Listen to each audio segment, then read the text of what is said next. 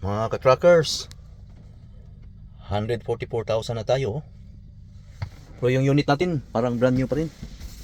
I-tour ko kayo ha. Yung upuan natin may plastic pa hindi ko tinanggal. At ito yung backseat, yung tulugan ko.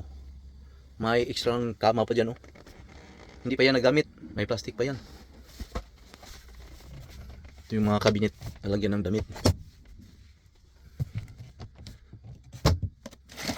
Yung mga snacks ko, ito kailangan to palagi, baby wipe. Pag hindi ka makaligo, ito yung ginagamit. Diyan mayroon pang extra mapaglagyan.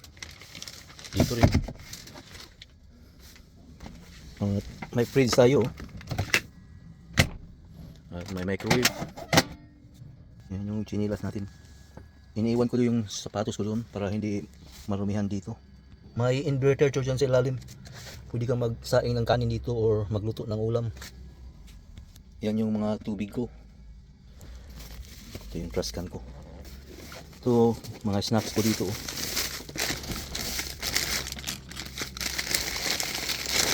Ubi cake, utap, dingdong. At dito ko nilagay yung mga gamit na pag kailangan ko nandiyan lang. Madali ko lang anuhin tulad ng mga candy dito.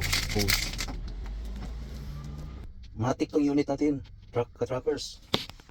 Ito lang yung shifter dito. Ito yung computer. Ayos pa, di ba? Alagang-alaga ko yung unit ko. Palagi kong lininisan. Wow, empty na pala tayo. Tapos na tayo na-unload. Alis na tayo. Salamat mga idol sa panonood.